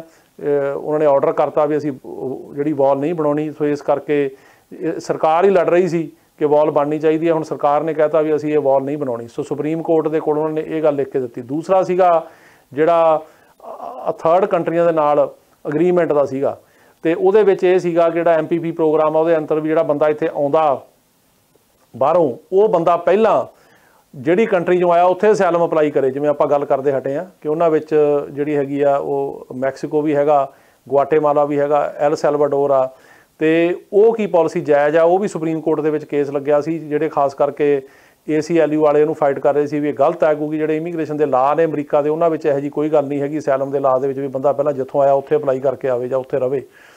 ਤੇ ਉਹ ਸੁਪਰੀਮ ਕੋਰਟ ਨੇ ਦੇਖਣਾ ਸੀ ਠੀਕ ਹੈ ਇਹ ਗਲਤ ਹੈ, ਉਹਨੂੰ ਵੀ ਕਿਉਂਕਿ ਉਹ ਪਾਲਿਸੀ ਜਿਹੜੀ ਆ ਉਹ ਖਤਮ ਕਰ ਦਿੱਤੀ ਗਈ ਆ ਬਾਈਡਨ ਸਰਕਾਰ ਦੁਆਰਾ। ਇਹਨਾਂ ਨੇ ਲਿਖ ਕੇ ਦਿੱਤਾ ਵੀ ਇਹ ਕੇਸ ਨੂੰ ਵੀ ਅੱਗੇ ਤੁਰਨ ਦੀ ਲੋੜ ਨਹੀਂ, ਤੇ ਇਹਦੀਆਂ ਓਰਲ ਆਰਗੂਮੈਂਟ ਕੈਂਸਲ ਕੀਤੀਆਂ ਜਾਣ। ਤੇ ਸੁਪਰੀਮ ਕੋਰਟ ਨੇ ਇਸ ਵੀਕ ਇਹ ਦੋਨਾਂ ਕੇਸਾਂ ਦੀਆਂ ਜਿਹੜੀਆਂ ਆਰਗੂਮੈਂਟਸ ਨੇ ਉਹ ਕੈਂਸਲ ਕਰਤੀਆਂ। ਉਹ ਕੇਸ ਹੁਣ ਆਲਮੋਸਟ ਖਤਮ ਹੋ ਗਏ। ਸੋ ਇਹ ਵੀ ਇੱਕ ਵੱਡੀ ਜਿਹੜੀ ਹੈਗੀ ਆ ਪ੍ਰਾਪਤੀ ਹੈ, ਕਿਉਂਕਿ ਜੇ ਸੁਪਰੀਮ ਕੋਰਟ ਇਹਨਾਂ ਦੇ ਹੱਕ 'ਚ ਫੈਸਲਾ ਦੇਣ ਦੀ ਵੀ ਇਹ ਠੀਕ ਨੇ ਤਾਂ ਇੱਕ ਹੋਰ ਕੰਪਲੀਕੇਸ਼ਨ ਹੋ ਜਾਣੀ ਸੀਗੀ। ਸੋ ਇਹ ਵੀ ਇੱਕ ਵੱਡੀ ਖਬਰ ਇਸ ਹਫਤੇ ਦੀ ਆ।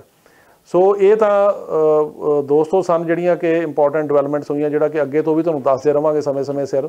ਤੇ ਇਹਦੇ ਨਾਲ ਹੁਣ ਤੁਹਾਡੇ ਕੋਈ ਸਵਾਲ ਆਏ ਨੇ ਤੇ ਉਹਨਾਂ ਦੇ ਮੈਂ ਜਵਾਬ ਜਿਹੜੇ ਹੈਗੇ ਆ ਉਹ ਦੇਣੇ ਚਾਹਾਂਗਾ। ਪਰ ਇਹਦੇ ਨਾਲ ਤੁਹਾਨੂੰ ਬੇਨਤੀ ਆ ਵੀ ਜੇ ਕਿਸੇ ਦਾ ਕੋਈ ਵੀ ਇਮੀਗ੍ਰੇਸ਼ਨ ਰਿਲੇਟਡ ਕੁਐਸਚਨ ਆ ਉਹ ਮੈਨੂੰ ਤੁਸੀਂ ਇਸ ਵੀਡੀਓ ਥੱਲੇ ਜਿਹੜੇ ਹੈਗੇ ਆ ਉਹ ਕਰੋ, ਜਾਂ ਮੈਨੂੰ ਈਮੇਲ ਕਰ ਦਿਓ jpsinghattorney@gmail ਤੇ ਜਾਂ ਮੇਰਾ ਫ਼ੋਨ ਨੰਬਰ ਹੈ 9179154142 ਉੱਤੇ ਕਰੋ, ਜਾਂ ਈਮੇਲ ਕਰੋ ਤੇ ਮੈਂ ਤੁਹਾਨੂੰ ਜਵਾਬ ਜ਼ਰੂਰ ਦਊਂਗਾ ਇਸ ਪ੍ਰੋਗਰਾਮ ਦੇ ਰਾਹੀਂ। ਹੁਣ ਜਿਹੜੇ ਇੰਪੋਰਟੈਂਟ ਸਵਾਲ ਨੇ ਕੁਛ ਉਹ ਮੈਂ ਲੈ ਲਾਂ। ਇੱਕ ਤਾਂ ਇਹ ਆ कि कई बंदिਆਂ ने ਪੁੱਛਿਆ भी ਜਿਹੜਾ ਸਿਟੀਜ਼ਨਸ਼ਿਪ ਦਾ ਅਸੀਂ ਅਪਲਾਈ ਕੀਤਾ ਸਾਨੂੰ ਸਾਲ ਹੋ ਗਏ ਤਾਂ ਕੁਝ ਨਹੀਂ ਆਇਆ। ਉਹਦੇ ਬਾਰੇ ਇਹ ਆ ਕਿ ਕੋਵਿਡ ਕਰਕੇ ਜਿਹੜੀ ਇੰਟਰਵਿਊਆਂ ਹੈਗੀਆਂ ਉਹ ਬੜੀਆਂ ਘੱਟ ਕਰ ਰਹੀ ਹੈ। USCIS ਇੰਟਰਵਿਊਆਂ ਹੋ ਰਹੀਆਂ ਨੇ ਪਰ ਬੜੀਆਂ ਘੱਟ ਨੇ, ਤੇ ਉਹਦਾ ਰੀਜ਼ਨ ਹੈਗਾ ਕਿ ਸੋਸ਼ਲ ਡਿਸਟੈਂਸਿੰਗ ਕਰਨੀ ਪੈਂਦੀ ਆ, ਤੇ ਕੁਛ ਜਿਹੜੀ ਟਰੰਪ ਐਡਮਿਨਿਸਟ੍ਰੇਸ਼ਨ ਦੀ ਵੀ ਨੀਤੀ ਸੀ ਵੀ ਘੱਟ ਹੋਵੇ, ਉਹਦੇ ਕਰਕੇ ਹੁਣ ਸਾਲ ਤੋਂ ਉੱਤੇ ਟਾਈਮ ਲੱਗ ਰਿਹਾ ਇੰਟਰਵਿਊ ਦਾ। ਸੋ ਜਿਨ੍ਹਾਂ ਨੇ 2019 ਨਵੰਬਰ ਦਸੰਬਰ 'ਚ ਅਪਲਾਈ ਕੀਤਾ ਸੀ ਉਹਨਾਂ ਦੀਆਂ ਇੰਟਰਵਿਊਆਂ ਹੁਣ ਆ ਰਹੀਆਂ ਨੇ। ਸੋ ਲੇਕਿਨ ਇਹ ਪ੍ਰੋਸੈਸ ਨੂੰ ਸਿੰਪਲੀਫਾਈ ਕਰਨ ਵਾਸਤੇ ਹੀ ਐਗਜ਼ੈਕਟਿਵ ਆਰਡਰ ਇਸ ਵੀਕ ਕੀਤਾ ਪ੍ਰੈਜ਼ੀਡੈਂਟ ਟਰੰਪ ਨੇ ਵੀ ਕਿੱਦਾਂ ਇਹਨੂੰ ਤੇਜ਼ ਕੀਤਾ ਜਾਵੇ ਤੇ ਈਜ਼ੀ ਕੀਤਾ ਜਾਵੇ। ਅਗਲੇ 3-4 ਮਹੀਨਿਆਂ ਦੇ ਵਿੱਚ ਇੱਕ ਨਵੀਂ ਪਾਲਿਸੀ ਸਰਕਾਰ ਦੇਗੀ, ਹੋ ਸਕਦਾ ਪਹਿਲਾਂ ਵੀ ਦੇ ਦੇਵੇ ਤੇ ਉਹ ਪ੍ਰੋਸੈਸ ਤੇਜ਼ ਹੋਏਗਾ, ਪਰ ਐਜ਼ ਆਫ ਨਾਓ ਇਹਨੂੰ 1 ਸਾਲ ਲੱਗ ਰਿਹਾ। ਤੇ ਇੱਕ ਸਵਾਲ ਜਿਹੜਾ ਉਹ ਹੋਰ ਇਹ ਸੀ ਵੀ ਜਿਹੜੀਆਂ ਆਹ ਕੈਟੇਗਰੀਆਂ ਦੇ ਉੱਤੇ ਬੈਨ ਲਾਇਆ ਸੀਗਾ ਪ੍ਰੈਜ਼ੀਡੈਂਟ ਟਰੰਪ ਨੇ, ਜਿਨ੍ਹਾਂ ਵਿੱਚ ਕਿ F4 ਕੈਟੇਗਰੀ ਭਰਾ ਭੈਣ ਦੀ ਕੈਟੇਗਰੀ ਆ, ਜਿਹੜਾ US ਸਿਟੀਜ਼ਨ ਦੀ ਜਾਂ ਮਾਂ-ਬਾਪ ਦੀ ਕੈਟੇਗਰੀ ਆ, ਉਹਨਾਂ ਦਾ ਕੀ ਬਣਿਆ। ਦੇਖੋ ਜਿਵੇਂ ਆਪਾਂ ਪਹਿਲਾਂ ਦੱਸਿਆ ਕਿ ਟਰੰਪ ਨੇ ਇਹਨਾਂ ਦੇ ਪਹਿਲਾਂ ਅਪ੍ਰੈਲ ਤੋਂ ਜੂਨ ਤੱਕ ਬੈਨ ਲਾਇਆ, ਫਿਰ ਬੈਨ ਲਾਇਆ ਜੂਨ ਤੋਂ ਦਸੰਬਰ ਤੱਕ, ਫਿਰ ਉਹ ਜਾਂਦਾ ਜਾਂਦਾ ਵਧਾ ਗਿਆ ਮਾਰਚ 31 ਤੱਕ। ਜਿਹੜਾ ਬਾਈਡਨ ਮਤਲਬ ਹੈਗੀ ਐਡਮਿਨਿਸਟ੍ਰੇਸ਼ਨ, ਉਹਨੇ ਇਹਦੇ ਬਾਰੇ ਜੇ ਕੋਈ ਡਿਸੀਜਨ ਨਹੀਂ ਲਿਆ। ਸੋ ਪ੍ਰੈਜ਼ੀਡੈਂਟ ਬਾਈਡਨ ਨੇ ਅਜੇ ਇਹਦੇ ਬਾਰੇ ਐਗਜ਼ੈਕਟਿਵ ਆਰਡਰ ਨਹੀਂ ਕੀਤਾ ਕਿ ਉਸ ਬੈਨ ਨੂੰ ਖਤਮ ਕਰਨ ਦਾ। ਸੋ ਐਜ਼ ਇਫ ਨਾਓ ਉਹ ਬੈਨ ਜਿਹੜਾ ਸਟੈਂਡ ਕਰ ਰਿਹਾ ਉਹ 31 ਮਾਰਚ ਤੱਕ ਆ, ਤੇ ਇਹ ਲੱਗਦਾ ਨਹੀਂ ਕਿ ਬਾਈਡਨ ਉਹਨੂੰ ਐਕਸਟੈਂਡ ਕਰਨਗੇ। ਸੋ ਉਹ ਐਕਸਟੈਂਡ ਨਹੀਂ ਹੋਏਗਾ ਤੇ 31 ਮਾਰਚ ਤੋਂ ਬਾਅਦ ਜਦੋਂ ਖਤਮ ਹੋ ਜਾਂਦਾ 1 ਅਪ੍ਰੈਲ ਤੋਂ ਇਹ ਕੈਟੇਗਰੀਆਂ ਸ਼ੁਰੂ ਹੋ ਜਾਣਗੀਆਂ। ਪਰ ਜੇ ਬਾਈਡਨ ਨੇ ਉਹ ਪਹਿਲਾਂ ਖਤਮ ਕਰਤਾ, ਉਹਨਾਂ ਦੇ ਪ੍ਰੈਸ਼ਰ ਹੈਗਾ ਮਤਲਬ ਕਈ ਗਰੁੱਪਸ ਦਾ ਵੀ ਇਹਨੂੰ ਤੁਸੀਂ ਇਸ ਐਗਜ਼ੈਕਟਿਵ ਆਰਡਰ ਨੂੰ ਵੀ ਖਤਮ ਕਰੋ, ਤਾਂ ਫਿਰ ਹੋ ਸਕਦਾ ਉਹ ਜਿਹੜਾ ਪਹਿਲਾਂ ਸ਼ੁਰੂ ਹੋ ਜਾਵੇ, ਤੇ ਨਹੀਂ 1 ਅਪ੍ਰੈਲ ਤੋਂ ਸ਼ੁਰੂ ਇਹ ਕੈਟੇਗਰੀਆਂ ਦੁਬਾਰਾ ਹੋਣਗੀਆਂ। ਹੁਣ ਜਿਹੜੀ F4 ਦੀ ਕੈਟੇਗਰੀ ਸੀ ਜਿੱਥੇ ਚੱਲ ਰਹੀ ਸੀ 2005 ਚੱਲਦਾ ਸੀ ਉੱਥੋਂ ਹੀ ਸ਼ੁਰੂ ਹੋਏਗੀ, ਤੇ ਹੁਣ ਦੇਖਿਆ ਜਾਏਗਾ ਵੀ ਕਿੰਨੀ ਕੁ ਫਾਸਟ ਹੁੰਦੀ ਆ। ਤੇ ਉਹਨਾਂ ਵਿੱਚੋਂ ਹੁਣ ਕਈਆਂ ਦੇ ਜਿਹੜੇ ਬੱਚੇ ਨੇ ਉਹ 21 ਸਾਲ ਤੋਂ ਉੱਪਰ ਹੋ ਗਏ, ਤੇ ਉਹ ਕੀ ਕਰਨ, ਉਹਨਾਂ ਬਾਰੇ ਆ ਵੀ ਇੱਕ ਚਾਈਲਡ ਸਟੇਟਸ ਪ੍ਰੋਟੈਕਸ਼ਨ ਐਕਟ ਦੇ ਅੰਡਰ ਉਹਨਾਂ ਦਾ ਅਪਲਾਈ ਕੀਤਾ ਜਾ ਸਕਦਾ ਜਿਹੜਾ 21 ਤੋਂ ਉੱਪਰ ਹੋ ਗਿਆ। ਜੇ ਉਹਦੀ ਉਹ ਕੈਲਕੂਲੇਸ਼ਨ ਦੇ ਵਿੱਚ ਆਉਂਦੇ ਆ, ਉਹਦੀ ਇੱਕ ਖਾਸ ਕੈਲਕੂਲੇਸ਼ਨ ਹੁੰਦੀ ਆ, ਜੇ ਉਸ ਕੈਲਕੂਲੇਸ਼ਨ ਦੇ ਤਹਿਤ ਆਉਂਦੇ ਆ ਤਾਂ ਉਹਨਾਂ ਨੂੰ 21 ਤੋਂ ਉੱਪਰ ਹੋਇਆਂ ਨੂੰ ਵੀ ਜੇ ਅਨਮੈਰਿਡ ਨੇ ਤਾਂ ਆਉਣ ਦਾ ਮੌਕਾ ਇੱਥੇ ਮਿਲ ਸਕਦਾ, ਤੇ ਉਹ ਚਾਈਲਡ ਸਟੇਟਸ ਪ੍ਰੋਟੈਕਸ਼ਨ ਐਕਟ ਦੇ ਅੰਡਰ ਪਰਸਿਊ ਕਰਨਾ ਪਏਗਾ। ਤੇ ਇੱਕ ਸਵਾਲ ਦੋਸਤੋ ਹੋਰ ਸੀ, ਉਹ ਸੀਗਾ ਅਸਾਈਲਮ ਦੇ ਵਰਕ ਪਰਮਿਟ ਬਾਰੇ, ਕਿ ਇਹ ਜਿਹੜੇ ਵਰਕ ਪਰਮਿਟ ਨੇ ਇਹਦੀ ਹੁਣ ਕੀ ਪਾਲਿਸੀ ਆ। ਦੇਖੋ ਅਜੇ ਤੱਕ ਤਾਂ ਜਿਹੜੀ ਪਾਲਿਸੀ ਆ ਉਹ ਉਹੀ ਚੱਲ ਰਹੀ ਆ ਜਿਹੜੀ ਕਿ ਪ੍ਰੈਜ਼ੀਡੈਂਟ ਟਰੰਪ ਨੇ ਕੀਤੀ ਸੀ, ਉਹ ਹੁਣ ਚੇਂਜ ਨਹੀਂ ਹੋਈ। ਪਰ ਆਉਂਦੇ ਦਿਨਾਂ ਦੇ ਵਿੱਚ ਜਿਹੜੇ ਹੋਮਲੈਂਡ ਸਿਕਿਉਰਿਟੀ ਦੇ ਸੈਕਟਰੀ ਕਨਫਰਮ ਅਜੇ ਹੁਣੇ ਹੀ ਹੋਏ ਨੇ ਇਸ ਲਾਸਟ ਵੀਕ ਹੀ, ਉਹ ਇਹਨੂੰ ਮਤਲਬ ਚੇਂਜ ਕਰਨਗੇ। ਤੇ ਉਹ ਪਾਲਿਸੀ ਬੇਸਿਕਲੀ ਇਹਨਾਂ ਨੇ ਅਗਸਤ ਦੇ ਵਿੱਚ ਰੂਲ ਚੇਂਜ ਕੀਤਾ ਸੀ ਵੀ ਜਿਹੜਾ ਬੰਦੇ ਨੂੰ ਅਸਾਈਲਮ ਅਪਲਾਈ ਕੀਤੇ ਨੂੰ 6 ਮਹੀਨੇ ਹੋ ਗਏ ਉਹਨੂੰ 1 ਸਾਲ ਦੀ ਵੇਟ ਕਰਨੀ ਪਏਗੀ 6 ਮਹੀਨੇ ਦੀ ਬਜਾਏ। ਅੱਗੇ ਹੁੰਦਾ ਸੀ ਵੀ 6 ਮਹੀਨੇ ਬਾਅਦ ਕਰ ਸਕਦਾ। ਉਹਦੇ ਅਗੇਂਸਟ CSA ਤੇ ASAP ਜਿਹੜੀਆਂ ਹੈਗੀਆਂ ਇੱਥੇ ਨਾਨ ਪ੍ਰੋਫਿਟ ਆਰਗੇਨਾਈਜੇਸ਼ਨਸ, ਇਹਨਾਂ ਨੇ ਕੇਸ ਕੀਤਾ ਟਰੰਪ ਐਡਮਿਨਿਸਟ੍ਰੇਸ਼ਨ ਦੇ ਖਿਲਾਫ, ਤੇ ਕੋਰਟ ਨੇ ਸਟੇ ਕਰਤਾ। ਪਰ ਸਟੇ ਸਿਰਫ ਉਹਨਾਂ ਮੈਂਬਰਾਂ ਲਈ ਕੀਤਾ ਜਿਹੜੇ ਕਿ ਉਹਨਾਂ ਦੇ ਮੈਂਬਰ ਨੇ। ਸੋ ਜਿਹੜਾ ਬੰਦਾ ASAP ਦਾ ਮੈਂਬਰ ਬਣਦਾ ਉਹ ਮੈਂਬਰਸ਼ਿਪ ਲੈ ਕੇ ਉਹ 6 ਮਹੀਨੇ ਬਾਅਦ ਹੀ ਵਰਕ ਪਰਮਿਟ ਕਰ ਸਕਦਾ, ਉਹਨੂੰ ਸਾਲ ਦੀ ਵੇਟ ਕਰਨ ਦੀ ਲੋੜ ਨਹੀਂ। ਜਿਹੜਾ ਉਹਦਾ ਮੈਂਬਰ ਨਹੀਂ ਬਣਦਾ ਉਹਨੂੰ 1 ਸਾਲ ਵੇਟ ਕਰਨੀ ਪਏਗੀ। ਸੋ ਇਹ ਅਜੇ ਤੱਕ ਇਹੀ ਆ। ਬਾਕੀ ਜਿਹੜੀ ਡਿਲੇ ਹੈਗੀ ਆ ਵਰਕ ਪਰਮਿਟ ਰਿਨਿਊਅਲ ਦੀ, ਜਿਵੇਂ ਕਿਸੇ ਨੂੰ ਆਇਆ ਵਰਕ ਪਰਮਿਟ 2 ਸਾਲ ਦਾ ਉਹਨੇ ਰਿਨਿਊ ਕਰਾਉਣਾ, ਉਹ ਅਜੇ ਵੀ 6 ਤੋਂ 8 ਮਹੀਨੇ ਦੀ ਡਿਲੇ ਹੈਗੀ ਹੈ, 6 ਮਹੀਨੇ ਚੱਲ ਰਹੀ ਆ। ਉਹਦੇ ਵਿੱਚ ਅਜੇ ਕੋਈ ਫਾਸਟ ਕਰਨ ਦੀ ਇੰਪਲੀਮੈਂਟੇਸ਼ਨ ਨਹੀਂ ਕੀਤੀ ਗਈ। ਪਰ ਆਉਂਦੇ ਦਿਨਾਂ ਦੇ ਵਿੱਚ ਮੈਨੂੰ ਲੱਗਦਾ ਕਿ ਜਿਹੜੇ ਹੋਮਲੈਂਡ ਸਿਕਿਉਰਿਟੀ ਦੇ ਨਵੇਂ ਸੈਕਟਰੀ ਬਣੇ ਨੇ ਇਹ ਇਹਨੂੰ ਐਡਰੈਸ ਕਰਨਗੇ ਤੇ ਇਹਨੂੰ ਫਾਸਟ ਕਰਨਗੇ। ਪਰ ਅਜੇ ਤੱਕ ਇਹ ਸਿਸਟਮ ਉੱਦਾਂ ਹੀ ਚੱਲ ਰਿਹਾ ਤੇ ਉਹ 'ਚ ਡਿਲੇ ਹੈਗੀ ਆ ਸਟਿਲ। ਕੁਛ ਜਿਹੜੇ ਸਵਾਲ ਆਏ ਸੱਜਣਾ ਦੇ ਉਹ ਅਸਾਈਲਮ ਦੀਆਂ ਡੇਟਾਂ ਬਾਰੇ ਆਏ ਆ। ਇੱਕ ਨੇ ਇਹ ਕਿਹਾ ਕਿ ਜੀ ਸਾਡਾ ਅਸਾਈਲਮ ਦੀ ਜਿਹੜੀ ਮਾਸਟਰ ਹੀਅਰਿੰਗ ਡੇਟ ਸੀਗੀ ਉਹ ਪਹਿਲਾਂ ਪਿਛਲੇ ਸਾਲ ਸੀ ਜੂਨ ਦੇ ਵਿੱਚ, ਫਿਰ ਉਹ ਜਨਵਰੀ 'ਚ ਹੋ ਗਈ, ਹੁਣ ਗਾਂਹ ਹੋ ਗਈ। ਇਹਦਾ ਕੀ ਆ? ਦੇਖੋ ਜਿਹੜੀਆਂ ਇਮੀਗ੍ਰੇਸ਼ਨ ਕੋਰਟਸ ਖੁੱਲ੍ਹੀਆਂ ਨੇ ਨਿਊਯਾਰਕ ਤੋਂ ਬਿਨਾਂ, ਉਹਦੀ ਕੋਰਟ ਅਜੇ ਤੱਕ ਵੀ ਬੰਦ ਆ, ਪਰ ਬਾਕੀ ਸਾਰੀਆਂ ਖੁੱਲ੍ਹੀਆਂ। ਉਹਦੇ ਵਿੱਚ ਜਿਹੜੀਆਂ ਫਾਈਨਲ ਡੇਟਾਂ ਨੇ ਇੰਡੀਵਿਜੂਅਲ ਉਹ ਕਰ ਰਹੇ ਨੇ, ਉਹ ਵੀ ਕੁਛ ਜੇ ਹੁਣ ਫਰਜ਼ ਕਰੋ 10 ਕੇਸ ਲੱਗੇ ਨੇ ਉਹ 'ਚੋਂ 3 ਹੀ ਸੁਣਦੇ ਨੇ, ਬਾਕੀ ਉਹ ਅੱਗੇ ਕਰੀ ਜਾ ਰਹੇ ਡੇਟਾ ਆਪਣੇ ਆਪ। ਸੋ ਇਹਦੇ 'ਤੇ ਕੇਸ 'ਤੇ ਕੋਈ ਇਫੈਕਟ ਨਹੀਂ। ਜਿਹੜਾ ਐਪਲੀਕੈਂਟ ਆ ਜਿਹਨੇ ਅਸਾਈਲਮ ਦਾ ਕੀਤਾ ਉਹ 'ਤੇ ਕੋਈ ਇਫੈਕਟ ਨਹੀਂ। ਇਹ ਕਿਉਂਕਿ ਜਿਹੜਾ ਕੋਵਿਡ ਦੇ ਰਿਲੇਟਡ ਆ ਕਿ ਇਹਦੇ ਕਰਕੇ ਆ, ਕਿਉਂਕਿ ਉਹ ਇਹ ਦੇਖ ਰਹੇ ਨੇ ਵੀ ਸਾਰਿਆਂ ਨੂੰ ਵੈਕਸੀਨੇਸ਼ਨ ਲੱਗ ਜਾਵੇ। ਸੋ ਜੇ ਜੂਨ ਜੁਲਾਈ ਤੱਕ ਜਾਂ ਅਗਸਤ ਤੱਕ ਕਹਿ ਲਓ ਵੀ ਆਲਮੋਸਟ ਹਰੇਕ ਬੰਦੇ ਨੂੰ ਇੱਥੇ ਵੈਕਸੀਨੇਸ਼ਨ ਲੱਗ ਜਾਂਦੀ ਆ, ਤਾਂ ਉਹਦੇ ਨਾਲ ਫਿਰ ਜ਼ਿਆਦਾ ਜਿਹੜਾ ਹੈਗਾ ਚਾਂਸ ਹੋ ਜਾਊਗਾ ਵੀ ਕੋਰਟ ਓਪਨ ਹੋ ਸਕਦੀ ਹੈ, ਜ਼ਿਆਦਾ ਬੰਦੇ ਇੱਕ ਥਾਂ ਬਹਿ ਸਕਦੇ। ਜਿਵੇਂ ਹੁਣ ਤਾਂ ਉਹ ਕੋਰਟਾਂ ਦੇ ਵਿੱਚ ਥਾਂ ਮਤਲਬ ਘੱਟ ਹੁੰਦੀ ਹੈ, ਜਿੰਨੀਆਂ ਮੋਸਟਲੀ ਇਮੀਗ੍ਰੇਸ਼ਨ ਕੋਰਟਾਂ ਨੇ ਉਹ ਸਾਰੀਆਂ ਬੰਦ ਨੇ, ਜਿੱਥੇ ਕਿ ਕੋਈ ਬਾਹਰੋਂ ਹਵਾ ਨਹੀਂ ਆਉਂਦੀ, ਕੋਈ ਬਾਰੀ ਤੱਕ ਹੀ ਨਹੀਂ ਖੁੱਲ੍ਹਦੀ। तो ਉਹਦੇ ਕਰਕੇ ਇੱਕ ਬੰਦੇ ਨੂੰ ਵੀ ਕੋਵਿਡ ਹੋਇਆ ਉੱਥੇ ਹੋਵੇ ਉਹ ਸਾਰਿਆਂ ਨੂੰ ਕਰ ਸਕਦਾ। ਸੋ ਇਸ ਕਰਕੇ ਉੱਥੇ ਇਕੱਠ ਨਹੀਂ ਕੀਤਾ ਜਾਂਦਾ। ਤੇ ਮਾਸਟਰ ਡੇਟਾਂ ਦੇ ਵਿੱਚ ਇੱਕ ਟਾਈਮ ਤੇ 50 60 ਬੰਦਿਆਂ ਦੀਆਂ ਡੇਟਾਂ ਹੁੰਦੀਆਂ ਕਿ ਕੋਰਟ 'ਚ, तो ਇੰਨੇ ਬੰਦਿਆਂ ਨੂੰ ਉਹ ਨਹੀਂ ਹੁਣ ਅੰਦਰ ਲਿਜਾ ਸਕਦੇ, ਉਹਦੇ ਕਰਕੇ ਉਹ ਇਹਨੂੰ ਪੋਸਟਪੋਨ ਕਰ ਰਹੇ ਨੇ। ਸੋ ਜਿਹੜੀਆਂ ਹੁਣ ਜਨਵਰੀ 'ਚ ਸੀਗੀਆਂ ਉਹ ਗਾਂਹ ਹੋ ਗਈਆਂ ਨੇ, ਫਰਵਰੀ 'ਚ ਸਾਨੂੰ ਉਮੀਦ ਹੈ ਇਹ ਵੀ ਅੱਗੇ ਹੋਣਗੀਆਂ ਤੇ ਇਹ ਜੂਨ ਜੁਲਾਈ ਤੋਂ ਬਾਅਦ ਜਾਣਗੀਆਂ। ਇੰਡੀਵਿਜੂਅਲ ਡੇਟਾਂ ਹੋ ਰਹੀਆਂ ਨੇ ਤੇ ਇਹਦੇ ਨਾਲ ਅੱਗੇ ਚੱਲ ਕੇ, ਪਰ ਇਹ ਆ ਵੀ ਜਿਨ੍ਹਾਂ ਦੇ ਕੇਸ ਹੋ ਰਹੇ ਨੇ ਉਹਦੀ ਪਾਸਿੰਗ ਪਰਸੈਂਟੇਜ ਬਹੁਤ ਜ਼ਿਆਦਾ, ਤਕਰੀਬਨ 90% ਤੋਂ ਉੱਤੇ ਆ। ਸਾਡੇ ਆਪਣੇ ਆਫਿਸ ਦੇ ਆਹ ਮਹੀਨਾ ਜਿਹੜਾ ਜਨਵਰੀ ਦਾ ਲੰਘਿਆ 4 ਫਾਈਨਲ ਡੇਟਾਂ ਪਈਆਂ ਇੰਡੀਵਿਜੂਅਲ ਤੇ 4 ਕੇਸ ਪਾਸ ਹੋਏ ਆ। ਸੋ ਇਸ ਕਰਕੇ ਉਹਦਾ ਕਾਰਨ ਇੱਕ ਤਾਂ ਇਹ ਹੈਗਾ ਕਿ ਜਿਹੜੇ ਇੰਡੀਆ ਦੇ ਹਾਲਾਤ ਨੇ ਉਹ ਜਿਸ ਤਰ੍ਹਾਂ ਦੇ ਅੱਜ ਕੱਲ੍ਹ ਹੈਗੇ ਆ ਉਹਦਾ ਵੀ ਆ, ਤੇ ਕੁਛ ਜਿਹੜੀ ਬਾਕੀ ਜਿਹੜੀ ਕਲਾਇੰਟ ਆ ਜਿਹਦਾ ਕੇਸ ਹੁੰਦਾ ਉਹਦੀ ਜਿਹੜੀ ਹੈਗੀ ਆ ਉਹਦੇ ਕੋਲ ਕੀ ਡਾਕੂਮੈਂਟੇਸ਼ਨ ਆ, ਉਹਦਾ ਕੇਸ ਦਾ ਕਲੇਮ ਕੀ ਆ ਤੇ ਕਿੰਨਾ ਕੁ ਸੋਲਿਡ ਕਲੇਮ ਆ, ਕਿੰਨੀ ਕੁ ਉਹਦੀ ਤਿਆਰੀ, ਇਹ ਸਾਰੀਆਂ ਗੱਲਾਂ ਮੈਟਰ ਕਰਦੀਆਂ। ਤੇ ਲੇਕਿਨ ਅਸੀਂ ਇਹ ਦੇਖ ਰਹੇ ਹਾਂ ਕਿ ਪਾਸਿੰਗ ਪਰਸੈਂਟੇਜ ਅੱਗੇ ਨਾਲੋਂ ਜ਼ਿਆਦਾ ਕੇਸ ਪਾਸ ਹੋ ਰਹੇ ਆ। ਤੇ ਪਰ ਇਹ ਆ ਕਿ ਹੁਣ ਆਉਂਦੇ ਦਿਨਾਂ ਦੇ ਵਿੱਚ ਜਿਵੇਂ ਜਿਵੇਂ ਕੋਵਿਡ ਦਾ ਜਿਹੜਾ ਪ੍ਰਕੋਪ ਘਟੇਗਾ ਤਿਉਂ ਜਿਹੜਾ ਹੈਗਾ ਸਿਸਟਮ ਹੋਰ ਨੋਰਮਲਾਈਜ਼ ਹੋਏਗਾ। ਸੋ ਇਹ ਸਨ ਤੁਹਾਡੇ ਸਵਾਲ। ਬਾਕੀ ਜੋ ਵੀ ਹੁਣ ਅੱਗੇ ਤੋਂ ਸਵਾਲ ਆਏਗਾ ਮੈਂ ਉਹਦਾ ਜਵਾਬ ਦਿਆਂਗਾ ਤੇ ਇਹਦੇ ਨਾਲ ਹੀ ਅਸੀਂ ਇਸ ਪ੍ਰੋਗਰਾਮ ਦੀ ਜਿਹੜੀ ਸਮਾਪਤੀ ਕਰਦੇ ਹਾਂ। ਤੇ ਤੁਹਾਡੇ ਸਾਰਿਆਂ ਦਾ ਬਹੁਤ ਬਹੁਤ ਧੰਨਵਾਦ ਤੇ ਆਸ ਕਰਦੇ ਹਾਂ ਕਿ ਅੱਗੇ ਤੋਂ ਵੀ ਤੁਸੀਂ ਇਸੇ ਤਰ੍ਹਾਂ ਹੀ ਸਾਡੇ ਪ੍ਰੋਗਰਾਮ ਦੇਖੋਗੇ ਤਾਂ ਸਾਨੂੰ ਜਿਹੜਾ ਉਹ ਆਪਣਾ ਪਿਆਰ ਤੇ ਸਤਿਕਾਰ ਬਖਸ਼ੋਗੇ। ਸਤਿ ਸ੍ਰੀ ਅਕਾਲ ਜੀ ਸਾਰਿਆਂ ਨੂੰ।